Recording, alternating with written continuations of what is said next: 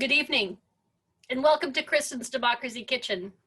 My name is Kristen Harbeson. I'm the Political Director for the Maryland League of Conservation Voters and your host for this section of the evening. Today we're talking about the November 3rd election and baking sugar cookies. First things first, you need to make sure you have all your ingredients ready. Are you registered to vote? You should make sure your registration is up to date by going to www.elections.maryland.gov. If you're not registered, you'll need to take the additional step of registering before you can request an absentee ballot, which you can do online on the same website.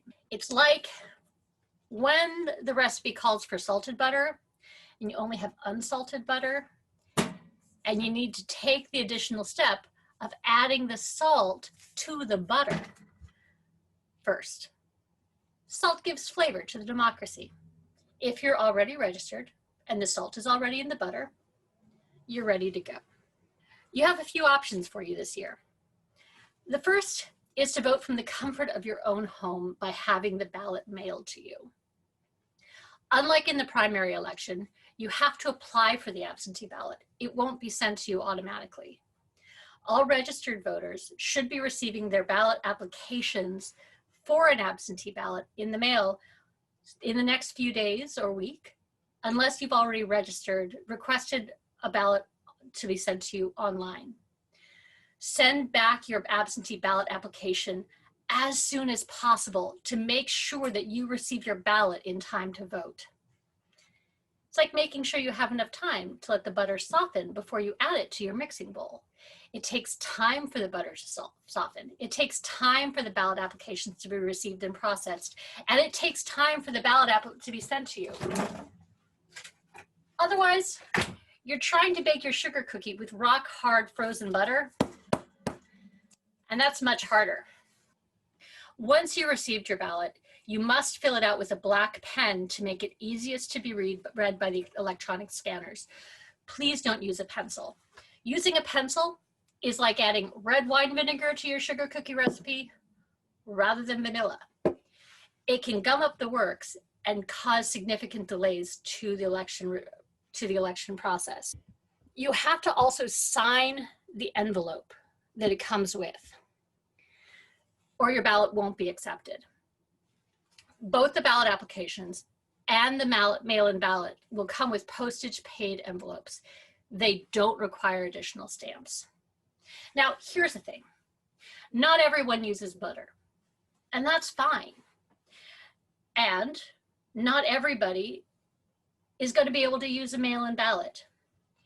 You can also request your ballot be emailed to you, and that's like using vegetable oil instead of butter. It causes a few more problems and it makes a few more steps, but it's a perfectly acceptable way to go. The issues are, you need to have a printer to be able to print the ballot. You'll need to come up with your own envelope and pay for postage. And the ballots are a little bit less easily processed by the boards of election. Now, we do have a sweet like sugar option for us voting this year, and that's the drop box, the ballot specific drop box. As we had with the primary election, there will be drop boxes located at all of the voting centers around the state, as well as the boards of elections offices. A complete list of these locations will be published later this fall, and you can find it at either the Board of Elections website, elections.maryland.gov, or our website, www.mdlcv.org/elections. These drop boxes are secure and avoid any delays that could be caused by the post office, especially in those last few days before the election, when you want to make sure your ballot is counted, you want to make sure it gets in on time. Drop boxes are a good way to go. Now, the last option is one that the people are most familiar with. It's the ingredient most people think of when they come to elections. It's like the flower of the elections. That's in-person voting. Voting centers will be available for anyone that wants to vote in a traditional in-person location, as there were in the June primary election. Early voting will begin on October 26th. For early voting and on election day, you can go to any voting center location as long as you're in the county that you're registered to vote in. Voting center locations will also be published later this fall. And again, you can find those on the State Board of Elections website or the mdlcv.org website. Provisional ballots may be used for anyone who's requested an absentee ballot, but then changed their mind and said, hey, I want to vote in person. That's totally cool. You can do that, but you might have to fill out a provisional ballot because only one vote per person, and they want to make sure that the elections are secure and that everything is going appropriately. You also can register to vote on site, both during early voting and on election day. But again, you may be required to fill out a provisional ballot so that they can determine the eligibility for you to vote before your vote is counted. We are in a pandemic. It's a once in a century public health emergency. We need to keep everybody safe. So social distancing and masks will be required at all voting centers. And we're encouraging people to try to get to the voting centers either at off-peak sides or preferably use a drop box or vote by mail.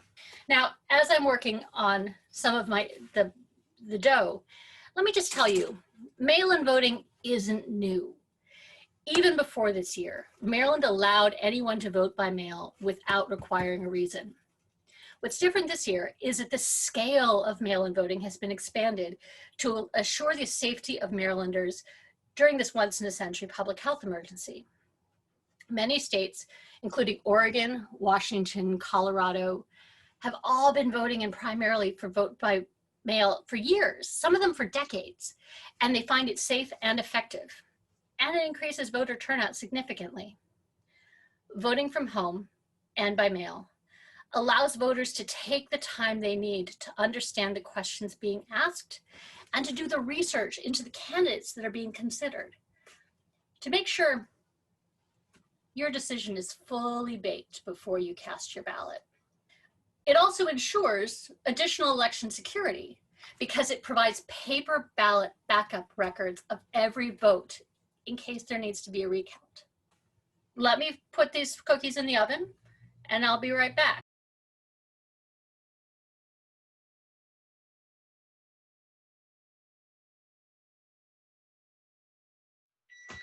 Cookies are done.